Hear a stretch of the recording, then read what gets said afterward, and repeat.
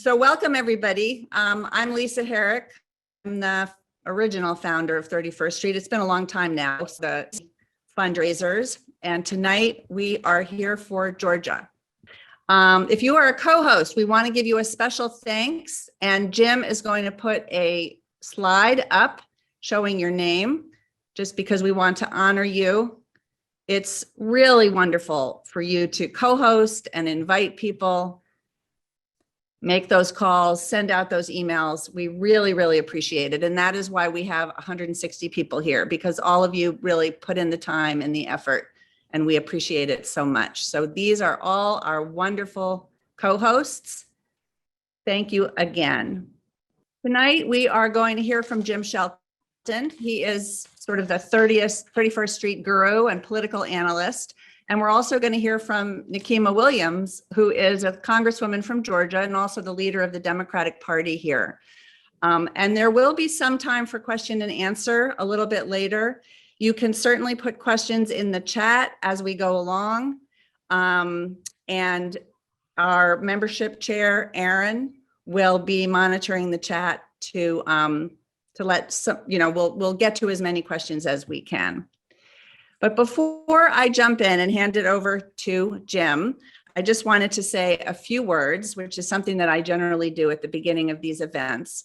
And want to let everybody know that actually my husband and I are in Georgia. Just coincidentally, we've been traveling through South Carolina and Georgia. So tonight I'm speaking to you from Savannah, which is an amazingly beautiful city. Charleston, South Carolina was beautiful. Savannah is beautiful. It's just fascinating. And we've done historic tours and walked and walked and walked. But as I was, doing our travels this week, I just was obsessing about what I was going to say tonight, because I wanted to say something rooted in where I am, which is in the South, in Georgia.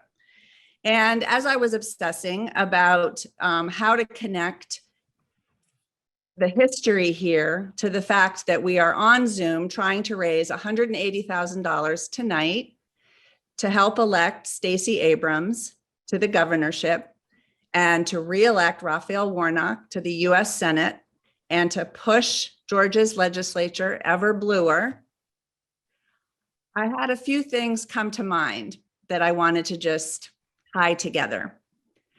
One was during our tour of Fort Sumter, we learned that not only 750,000 people died during the Civil War, but that in terms of the population of America in the 1860s, that number would equal about 8 million people today, which was a number that really made an impression on me. The next thing I've noticed was that wandering through the many, many squares in Savannah, and in each square there is a monument and a statue commemorating somebody very, very important to the state. I couldn't help but notice, this is not a news flash, that every monument and every statue is of a white man. Now, this is nothing new to anybody on the Zoom, but once you start thinking about it and you're seeing monument after monument and statue after statue, it gets kind of annoying, because you begin to feel that women and people of color are just invisible in the history here, when of course they're not. And you sort of just keep waiting to see something commemorating other people that have lived and who live in the state. I also looked up some history of Stacey Abrams and Raphael Warnock, and just want to mention two little details. And many of you may have read this already. When Stacey Abrams was valedictorian of her high school graduating class, she and her classmates were invited to dinner at the governor's mansion. While her classmates were entering the building, Stacey Abrams and her parents were stopped by a guard at the gate and turned away, and literally told, "You do not belong here." This something about Raphael Warnock that I did not actually know. He grew up in a housing project. He was the 11th of 12 children. His parents were both Pentecostal ministers, and his father rehabbed junked cars for resale. So I just started thinking, how did we get from there to here? How did everyday people help support Stacey Abrams to go from the gatehouse to trying to get into the governor's mansion as governor? And how did everyday people help Raphael Warnock become a US senator? And why are we here trying to help him hold his seat? And it just sort of brought to mind, again, something that all of us know, that this has come from tremendous sacrifice. The sacrifice of hundreds of thousands of people who died in the Civil War, the sacrifice of tens of thousands of people who have died protesting, who have been killed marching, who have been killed trying to protect people at the polls. But while all those sacrifices were being made, we're just everyday people like all of us, continuing to work, to fight, to march, to speak, to try to move this country forward. And it's really just one knocking door at a time, and it's just really $1 at a time. But all of us are here despite many disappointments, many failures, many moments of frustration and fear over the last 5 years. We're still here. We're still here. We're still working. We're not going anywhere. And there are hundreds of thousands of people just like us who are not going anywhere. We're going to keep on going, and we're going to be resilient, and we're going to persist. And really what we're doing here today is we're trying to move Georgia into the future. And we're trying to move our country into the future so that there will not only be monuments and statues of women and people of color, we will have women and people of color in all positions of power helping to run this country. And that is something that we're doing here tonight. So I thank you all for being here. And I'm going to turn it over to Jim Shelton with his PowerPoint and information about what's going on in Georgia. Great. And you know me so well, so yes, it's going to be a PowerPoint. So I'm Jim Shelton, retired epidemiologist and political analyst for 31st Street. So we'll just start up with the PowerPoint. My job really is, can people see this and can people hear me okay? Yeah. So my job is to kind of set the stage and do the fundamentals for our two guests from Georgia that are going to follow on later. And to do that, I need to, back up a little bit and describe kind of how we got here and how we do things. Many of you who are 31st Street regulars know a lot of this, but some of you who are not may not. So we'll give it a try. And I'm calling it an investment approach because that's the way I look at it. I spend a good part of my day trying to figure out the best way that we can do the things that Lisa was talking about. And it involves a lot of things, but basically we look really hard for strategic opportunities. And to some extent, we call it zigging when other people are zagging. Nothing wrong with the zagging, but the zigging we think is more effective. And exercising what I would call a due diligence to try to do the best we can, realizing there's always some risk in anything anybody does along this line. One of the key things to realize is timing within the election cycle is vitally important, and trying to do things early and at the best point in time or points in time is particularly important. And that's why we're still in what I call the infrastructure building mode. And that's why we're moving on to do in Georgia what we have done already in 3 other states, Pennsylvania, North Carolina, and Michigan, to help the state parties there build their infrastructure. And again, just sort of showing you again how we're strategic and fairly focused, mostly on the 4 darker shaded green states here, but keeping our eyes on the lighter turquoise states as well. Those are, a lot of that is governed by where the US Senate races are, though not entirely. And part of our thinking is that now having been through multiple cycles, it's actually become very clear that the way we Democrats conduct our campaigns and our elections could be done a lot better. And there are two major problems that I'm going to mention here that also relate specifically to why we are doing what we're trying to do in Georgia. The first is, what can be called the kind of boom and bust of the election cycle. Things start off in earnest whenever, June, July, August, and by the time the election comes around, everything kind of goes away. And that's, terribly inefficient and ineffective. The other thing that's pretty problematic, which I never realized, but have come to realize all too well, is that for the most part, the campaigns are conducted rather separately. Yes, there's some collaboration, but for the most part, they raise huge amounts of money, at least at the higher levels. And then they, there's not that much collaboration. That also is very inefficient. So that's why leads us to what we're doing in Georgia, which I'll bring some more a bit later. So this is just to give you the idea of a roller coaster. It's different from boom and bust, but it's the same idea.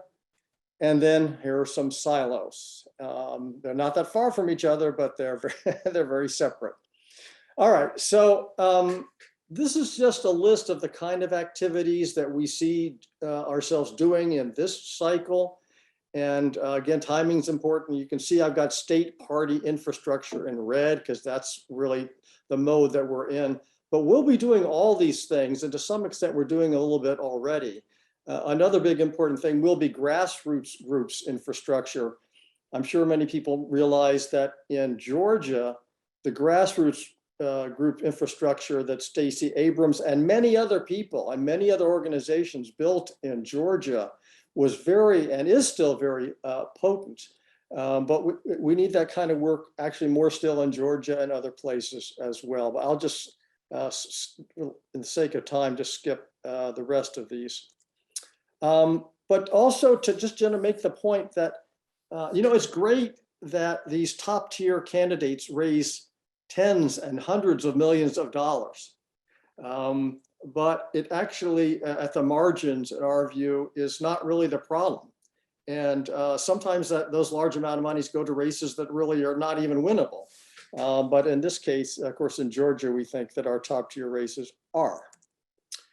One other thing to point out very carefully is that, we came upon a very competent partner called the State Party Advancement Network.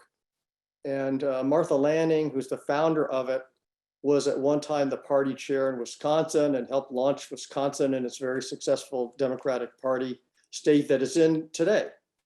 And we work very closely with them. Not only do they help us sort of identify the opportunities, but they also do training and they do follow-up to see how these folks are doing. It's not as if we just defer to them. We do our own due diligence along with it. But it's really great to have that partnership as well. All right, so now why Georgia? And let me, of course, say, this is my perspective on Georgia. And we have better people than I, but I'm going to be presumptuous to say what I think anyway. Of course, we have this Senate seat that's just, every Senate seat is so precious. Stacey Abrams, there are House seats. There are many down ballot races that we can win. But also we need to prep, and this is another reason why we want to be doing infrastructure, is we're going to have 2024 before very long. And we need a party infrastructure that can, be ready for that. And also, of course, SPAN did see specific opportunity there. Okay, now I think, who knows who these people are? I think most people probably do. Now, why am I showing you this? Well, I'm showing you this because the confirmation hearings of Judge Jackson actually was just one more very important example of why the Senate is so important, not just because they gave her such a hard time, but because Lindsey Graham said he would not have even allowed her vote to come to the floor if they had been in power. And I think we have the real prospect, if they do win the Senate, that if there's a vacancy on the court, they may not even bring the candidacy to the floor at all while Biden is president. So anyway, this is to kind of give you a little more, let's say, incentive. All right, now again, to be a little presumptuous, the polling for both Warnock and Abrams shows them behind. So let's be honest, but they're within striking distance. That's one of the reasons why we want to be there. We want to be there in a place where we might make a difference. On the good side, they're both excellent campaigners. We know that from their previous campaigns. And the other thing is on the Republican side, Perdue and Kemp on the governor's race are feuding very, very hotly, and it's probably going to get even hotter. So that's hopefully going to help us. And on the Senate side, Herschel Walker, he looks actually pretty vulnerable. I'm not going to really get into it, but I know people have followed this. But I don't think he's the best candidate either. So those are just kind of some things that can help us. But also, we have some momentum. All right, now what's the momentum? Well, they won in 2020 and in the runoffs. And when you've won, you've shown that you can do it. And it wasn't that long ago. So people remember that. So they can, they hopefully can build on that.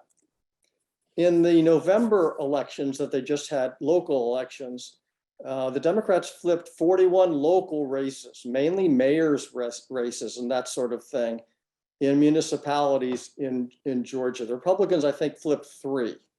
So that, again, that's some momentum. And then not only that, but the party and the grassroots infrastructure and so forth have been very hard at recruiting local candidates and down ballot candidates. 310 in this cycle, which is apparently much more than they did 2 and 4 years ago.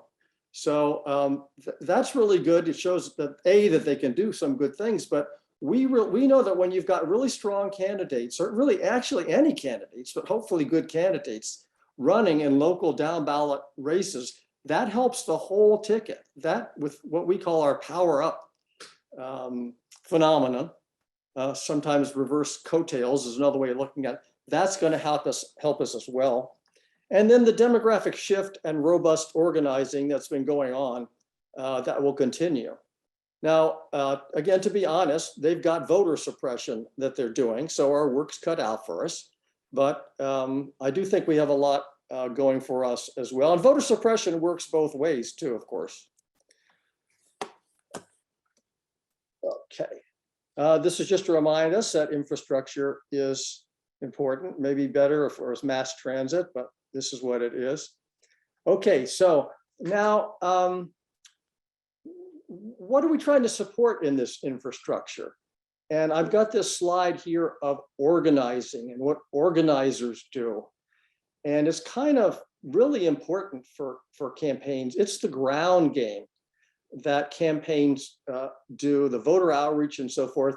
There's a longer term set of things, and there's a shorter term set of things. And again, I don't have time to go into them, but it really is the lifeblood in sort of complementing the air game, if you will, which is television and digital and so forth, or maybe mail. It really is extremely important, especially in turning out supportive, but maybe lower propensity voters that are really important for us to win this time around as well. So what are we talking about in terms of this of organizing? Well, we're talking about a somewhat different approach to organizing. The usual approach to organizing is that, several months before the actual election, the campaign or campaigns will hire 50, 100, usually young people who don't necessarily come from where they're organizing, who come on the ground and do these things to help support voter outreach and so forth. But in this case, what is I'm calling the Wisconsin model, although it has other roots as well. Instead, you have a state organizing director. You have what are called regional organizing directors, and you want to cover the state. An idealist, a state like Georgia, in my opinion, would have like 15 or 20. And we're trying to do 3, but it's a start. But here's sort of the secret sauce in a way to this process, which is that instead of hiring so many of these organizers, and they're going to have to do that anyway. They're going to have to hire many, many organizers anyway, because this is kind of getting somewhat of a late start. But it still gives getting the ball rolling. But the idea is to find local volunteer leaders and their contacts who are very dedicated. They want to work. They want to do lots of things. They don't necessarily have the knowledge, the training, the skills, the support. And so the idea is that regional organizing directors provide them with that. And it's been shown to be very clearly that it has worked in Wisconsin and in Michigan, and hopefully these other states that we've been doing. Okay. So why do we want to support the Democratic Party specifically? Actually, I think I skipped good. I got this from SPAN founder Martha Lanning, the 3-legged stool. She really thinks that to have effective elections and Are you there? All right, I gotta get rid of that noise. I need to mute there, somebody. Okay, can people hear me? Yeah, okay. So you have the campaigns, that's one leg. You have the grassroots groups is another leg, and then you need to have the party. And if this is very uneven, it's not very helpful. And you want a certain level of sort of stability, if you will, with that stool. So the party itself has certain advantages that, for example, the grassroots groups don't have. It's typically got broad coverage. It can be all up and down the ticket, as we've said, but also it's able to work directly with candidates and campaigns in many ways that the grassroots groups are not. So, and it has a permanency to it. Why right now? Because it takes time. You can imagine, and what I'm describing, people who know organizations know that it takes time, but still we can get it going. You have to hire people. People need to learn things. There are things you want to be doing all along and not do at the last minute. But probably most important, there's all the relationships and knowing who to call and knowing where to get to and how things are done, all those kinds of things. And the idea is that you have these people on the ground. They live there. They're already, they know their neighborhoods. They know how to reach out and so forth. So what are we asking you for? Our goal is $180,000 for 3 rods. We'd be happy if we get more and we can pay for more. So that would be very nice. And we'll be putting the donation link in the chat, and we'll be letting you know how much we're raising as we go along. And as of when we started today, it was at $85,000. So now I'm going to go ahead and turn, having said all this, and that we can reach our goal, I'm going to turn over to some special words from a special person, my sister, Mary Shelton Pence. Hello. So I am Mary Shelton Pence, and my role tonight is to ask you for something. So some people use the approach of anger or fear or bullying. I am going to try to inspire you tonight. And I hope you'll let me know in the chat or at the end whether I've been successful in inspiring you. So in order to inspire you, I want to reflect with you about 2 of the most important and inspirational women of our time. And I characterize our time as an inflection point in the history of our democracy. And Jim is going to put up my first slide now.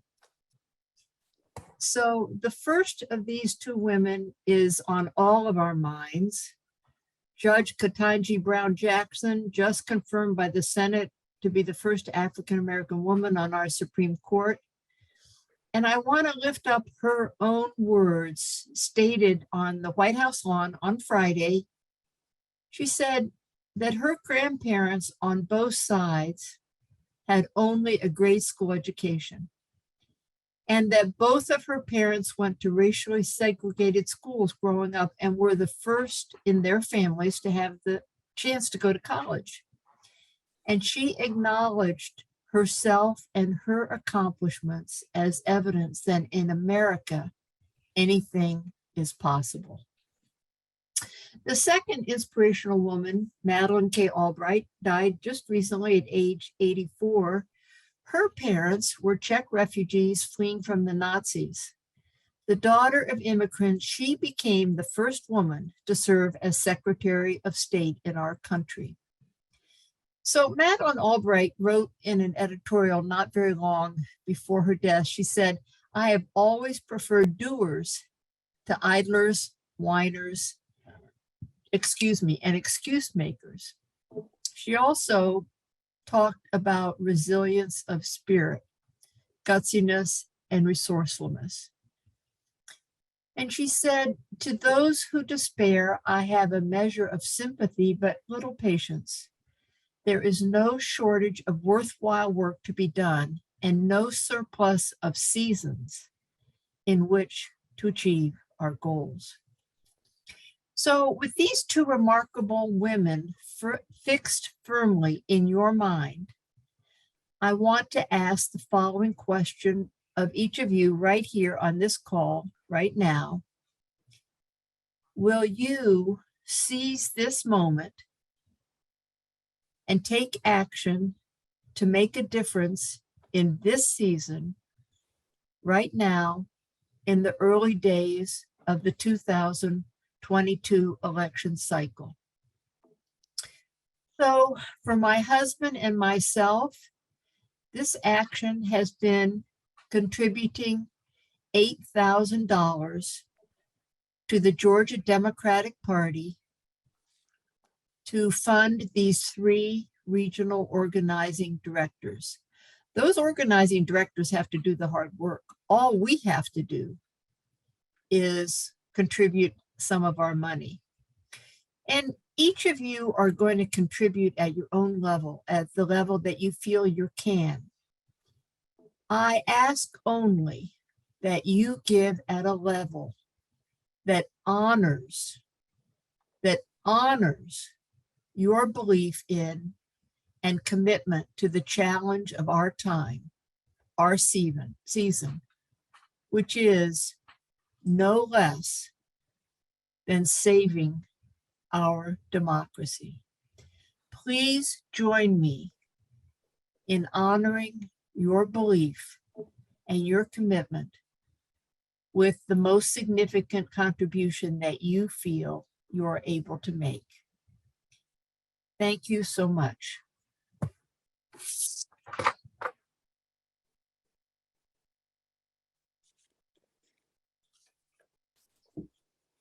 Should I jump in, Mary and Jim? I wasn't sure. Yeah. Okay. Yeah. Hi, everyone. Yes. Well, thank you, Lisa, Jim, and Mary. And thank you, everyone. This is incredible. It really is, for 173 people to 172, it looks like right now, to take time out of their nights to support us is invaluable. My name is Scott Hogan. I am the executive director of the party. Last cycle, I held a number of roles, having started in this role shortly after Leader Abrams ran for governor. So after she finished up her campaign, so June of 2019. And one thing that I will tell you is when we got here, we had 4 employees. We had 4 employees, a dysfunctional website, staff were not at the office to answer the phone. And as Jim kind of touched on, there's a couple different parts to a successful program, and many states have one. They'll have a great candidate or they'll have a great party, but to do special things, you need all of those things to work in harmony and at a pace. We sat out very specifically on what we wanted and what we wanted to build, not just for the following election, but long term. And it wasn't, it's funny, when we won, everybody wanted to look for that sexy idea of what we did that was different than everybody else. But in so many ways, what we did was what Democrats have been talking about for years. It's just we committed to the idea of organizing year round. When we began to build and hire our staff, we didn't lay them all off, after the cycle ended. When we said we were going to compete everywhere. I know you've heard all about the 2020 and the 2020 election, but the reality is we won in 2019. The first time that the party had ever invested in municipal races in 2019. We won the runoffs of that same election. We obviously won in 20 and 21. And as Jim noted also, we on the same day that Virginia lost, we flipped 40 some odd seats throughout the state. And those are new mayors. Those are new council members. Those are our future leaders who are going to run for office at a later day. And it gives us hope. It gives us hope that, kind of the national narrative as to where Democrats are or are not isn't in play right now. And I'm not saying you can ignore it. There's a reality, as Jim touched on, a number of points that we have to deal with from voter suppression on. But I just say to you, it's possible. It's possible, just like it was the last time. And the added benefit this round is, we were building the plane while flying it last cycle. In so many ways, why I think people were hopeful. They had doubts, and rightfully so. Georgia had not flipped in some time for the amazing campaign that Stacey did run. We weren't able to get over the finish line, but now that we have, that belief is there, and so we've continued to build. Like I said, after our 2021 wins, we did not lay off our staff. We continue to build. We hired deputy directors in the AAPI community, the Latino community, and the African American community, where we're continuously talking to folks within community year round. So we're not just coming in September telling everybody it's a really important election and they need to go vote, and then turning around and not talking to anybody for 2 years. And so that is the program that we have built. Where we started, as I said, for staffers, a dysfunctional office. Where we are now is a staff of about 40 plus. You will see that number dramatically increase over the next month or two as we lead up to the May 26th primary. And we've recently brought on our coordinated director, a deputy coordinated director. And when you hear the terms coordinated director, guys, I just want to make sure it's basically the centralized operation within the party that's main focus is to make sure that Democrats win up and down the ticket. So in essence, we are Reverend Warnock and Stacey Abrams' field team, organizing team, to make sure that we drive the vote up high enough to where they can win their races. And so you will see our team build. We will have organizers and regional organizing directors in every part of the state. This speaks particularly beautifully to me, because everybody comes from a different lane in their political campaign life. And I came from the organizing side of things. I truly believe that the country is more blue and progressive than we've been able to show for a variety of reasons, from redistricting to our inability to talk to every voter. And the one thing that was different last cycle is we talked to every voter. So many of the voters who showed up to vote in Georgia last cycle, it was the first time that they'd ever voted. And our ability to do that came from an increased investment in the state that we had just not had or seen in so very long. Where this makes a bigger difference than that is the funding is earlier. And to Jim's point, our ability to build a program because funding comes in now is so much more valuable than it would be if somebody gave me even more money in October, because the only thing I can do with money in October is put it on TV or put it into a digital ad. It's really hard to use that money effectively to knock a door, to have a meaningful conversation with somebody that might be on the fence, not just about who they might vote for, but realistically, like whether they plan on voting. And so what is possible, I would tell you, it's not just our ability to win or lose. I think Georgia in so many ways, and I don't say that because I'm here. I was a campaigner previously to this. I've lived in 20 states, 2 territories, and the district. And what I'll tell you is I've never been in a place where it truly is a 50-50 state. And so it can be the model for how we invest and how we build program. And if we can continue to drive the results that you've seen as of late, it's endless. To the leader Abrams' ability to be the first African-American woman ever elected governor, to our ability to reelect Reverend Warnock and hold the Senate. That's the difference between, Mary, to your point, a Supreme Court justice and not.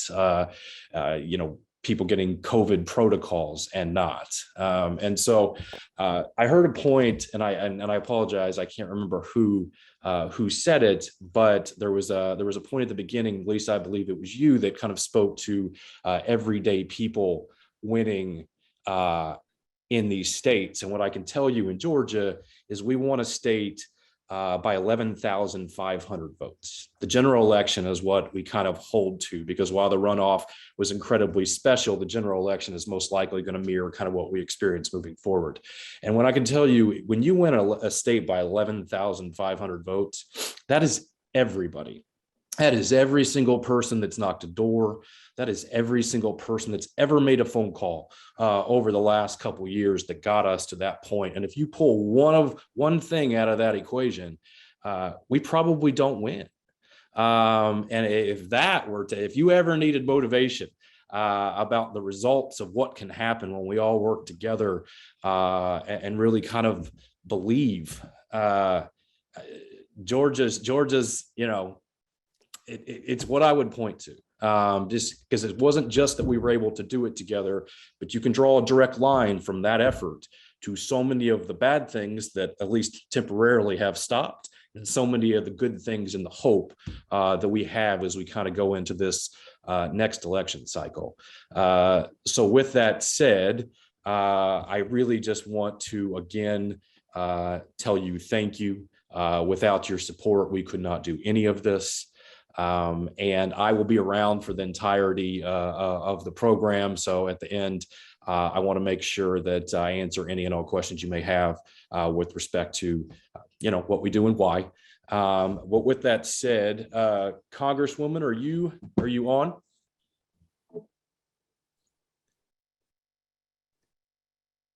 Guys, I'm going to turn it over real quick to Justin Pitts, who's Deputy Executive Director and who will be taking over from me kind of over the next month or two. We have a little bit of a transition just so you can get to know him. And I will make sure our next speaker is on very, very shortly. She had an event that ran right up to this, but she is committed to being on. But Justin? Thank you, Scott. Thank you all for having me. It is so good to see some of you again. I just can't tell you enough how much I appreciate the help that y'all are giving to Georgia Democrats. Like Scott said, I'm the Deputy Executive Director. I'm a native Georgian myself. I was born here, and after 13 years in New York City, I decided to move back in 2016 to help turn my state blue. So my work with the party, as y'all probably know, we have 159 counties in Georgia. It's the second highest number of counties in the entire United States. And as Democrats, we truly are the big tent party. And that's great. It's a blessing, but it's also a challenge to reach all of our people. So by contributing this evening and by helping Georgia Democrats, y'all are helping expand our capacity to do true community organizing to all 159 of those counties. In Gwinnett County is one of the most diverse counties in the entire country. Bryan County down at the coast is one of the fastest growing counties in the country. So we have this massive state with many counties, many different communities that we're trying to reach. And by contributing to these regional organizers and this regional organizing program, y'all are helping us to reach more people for Georgia Democrats. I saw the question in the chat about how this will interact with Georgia's voter protection program. We're very, very proud in the Democratic Party of Georgia with our voter protection program. And the Democratic Party of Georgia was the first state Democratic Party to have a full-time voter protection director. But you have, one voter protection director and 159 counties. By contributing tonight and helping us with these regional organizers, you're helping us organize poll watchers and poll workers in these communities, because each of these 159 counties has their own boards of elections and their own decentralized way of doing things. So y'all are just a force multiplier for us by helping us with these regional organizing directors. You're helping expand our reach with voter protection. You're helping us recruit poll workers. You're helping us organize, train, credential them. So I'm really proud of the work we've done at the state party to organize our folks, to work across departments, and to make sure that we're working together across departments. But thank you all again for having us. And I'm going to touch base with Scott and Congresswoman Williams. She is on her way. Aaron, if I could pass to you, because I know you're right after this, and you want to go ahead, and hopefully she'll jump on right after and we'll get her in. Great. Okay, I have a couple of questions in the chat, so we can get those going while we wait for the Congresswoman. So one of the questions is, how does the DNC support state parties like the Georgia Dems? It claims that it is building infrastructure for local organizing. Yeah, so that's a great question. I will say that the DNC is a good partner. I would also tell you that your money, if you believe in the structural buildup of a state party, is better spent there. And here's my rationale as to why that is. And I don't say that because I run it. I say that because when you donate to the DNC, their obligation is to win across the country, and they have to make tough choices as to where to send that money and why. And so many of these, the folks over there are my friends. But if you believe in a state or a particular race, by donating to that candidate and or that state party, you're guaranteeing that money is going to be spent in the state in which you donate to. If you're looking at more of a holistic approach, DNC is a great partner organization to be able to give money to, but again, no guarantee as to where that goes depending on where things swing from their vantage point. Great. And I see the Congresswoman has just arrived. Is that the case? Chair. Hello. So you're probably going to hear a little noise in my background and wonder why I joined a little late this evening. But y'all, I am pulling double, sometimes triple duty, but I am here because I fully understand the work that you have done to get us to where we are today. And I am looking forward to this continued partnership. I'm not sure what all Scott has told you, but if he said nice things about me, you should believe him. If he told you how we won in 2020 and 2021 and how we're going to do it again, you should believe him. But let me add a little extra sauce to that. Y'all, I'm Congresswoman Nikema Williams, and I have the privilege of being the Congresswoman for Georgia's 5th Congressional District, but I am also the chairwoman of the Democratic Party of Georgia. You might have heard a little bit about the Georgia Democratic Party and our elections that shocked the country and changed the trajectory of Washington. So in 2020, I know that all of you now will say that you were on board and you knew exactly what was going to happen and you were a true believer from day one. But I know that there were only a few of us, and that's okay, because you're here now and you joined the team because we knew what was at stake. But people will try to make it seem like it was just one election cycle and we did this overnight, or it was about Donald Trump. But I always push back and reminded people that this is not about one election cycle. This is not about one candidate on the ballot. This is about the power of people in the state that we are giving the power back to, making sure that they understand that there is a party in the state who is fighting to have their voices heard.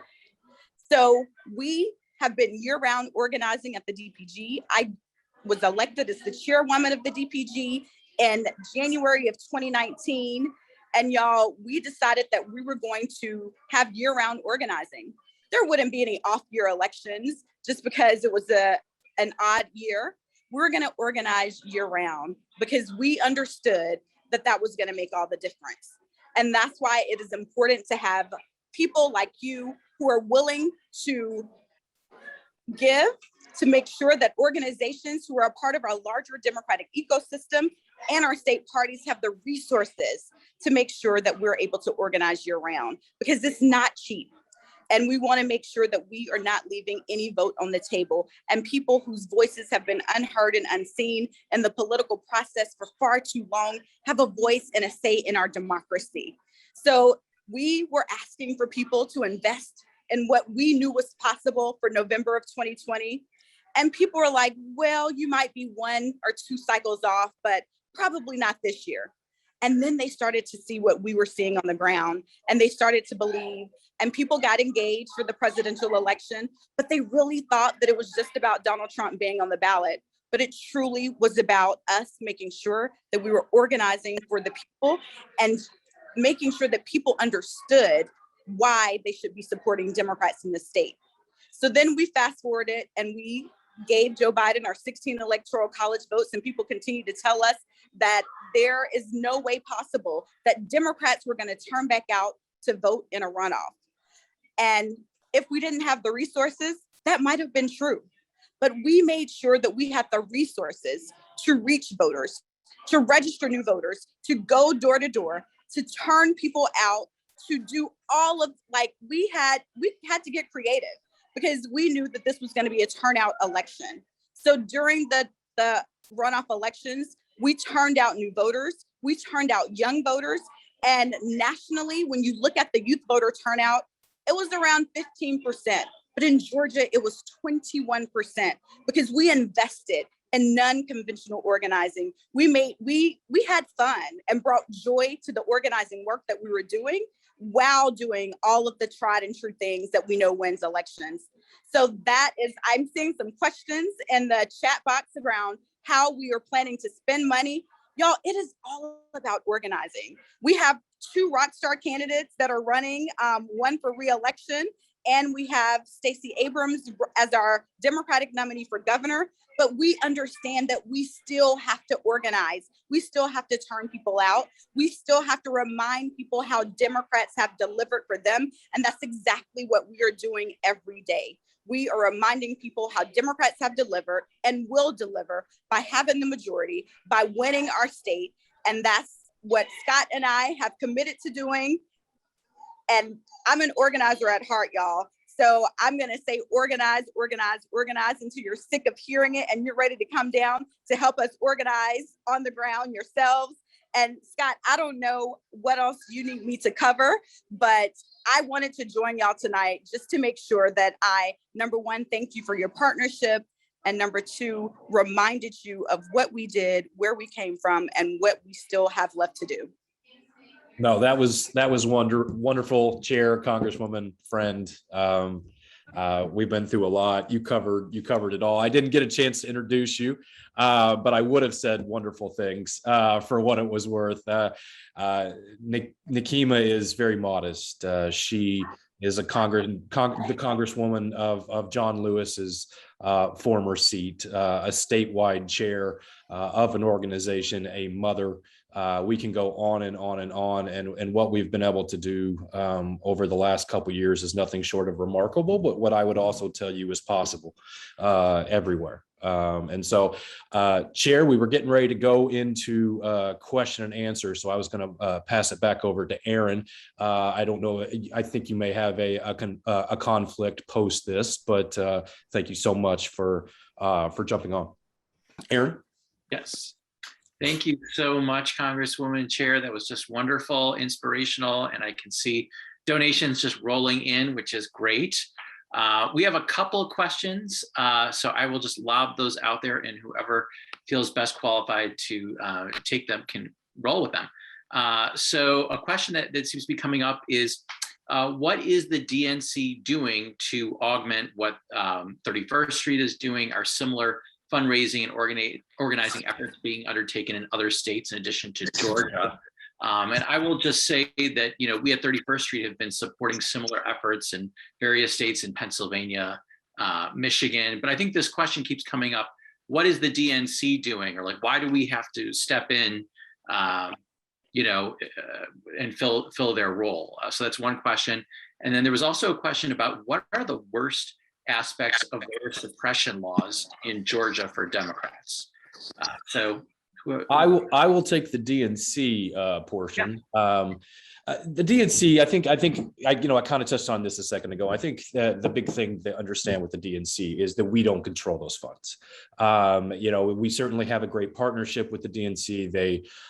They do fund some staffers, or at least a certain portion throughout any given month, and as such, you will see that number continue to rise. But I think the biggest thing that we've kind of touched on a few times is we don't control it, and thus pace matters. And the ability to fundraise, the ability for the DPG, the Democratic Party of Georgia, to be independent from kind of the ebbs and flows of when you get money and when you don't get money nationally has created our ability to win.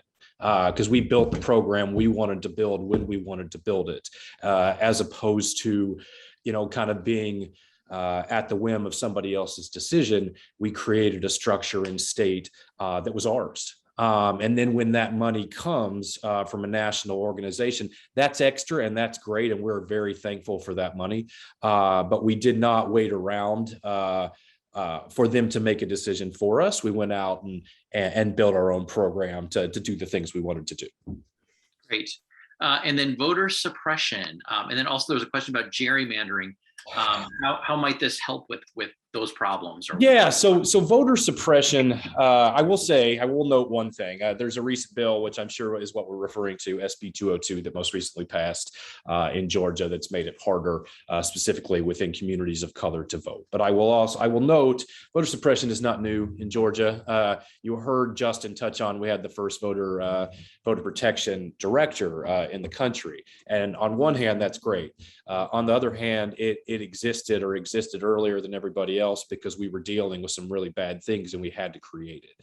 And so with my experience with voter suppression, specifically in the state of Georgia, it's about education, and it's about education to the voter early. What we did very well last cycle, there were 10-hour lines last cycle when we were able to win. Like a lot of these things, while they've certainly, passed some things that will make it even harder to vote, it was hard last time. But what we did well was we educated voters on the things they needed to know, where they were going to vote, the fact that they should vote, where their precinct was, months in advance, so they could make a plan, not just to vote on election day, but preferably to vote before then, whether that be via mail or what have you. One fun fact about the general election that most people don't realize is we had won the election by the time we got to the general election.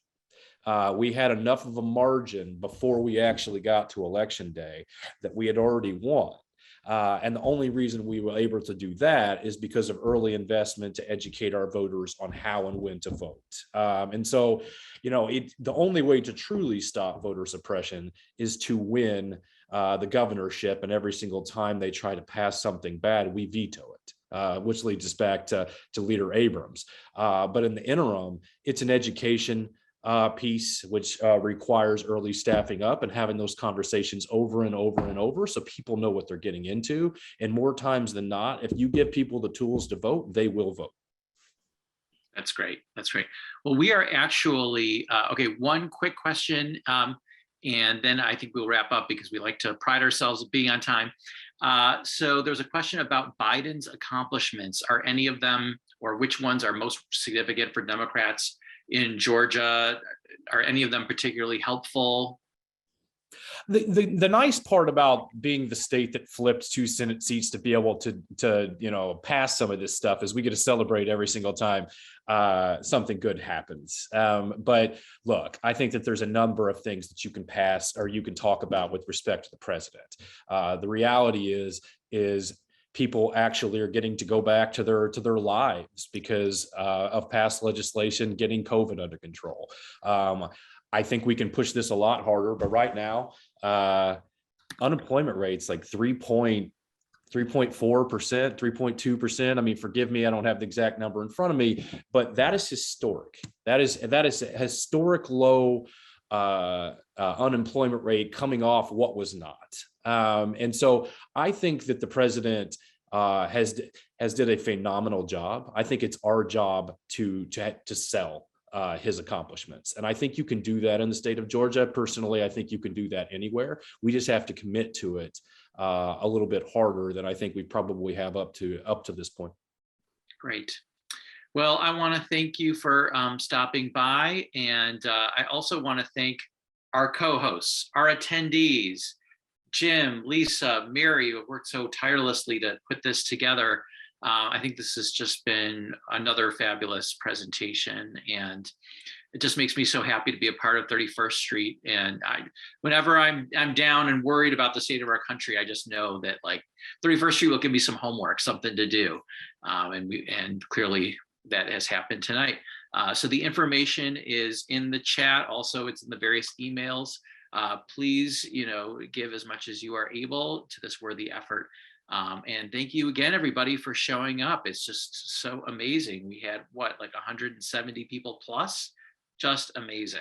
And wow, we are at 157,000 and our goal is 180. So we are really close to being there. Thanks, everybody. Stay safe, be well. Thank you, everybody. Thanks for coming. And thank you to our speakers. We really appreciate your time.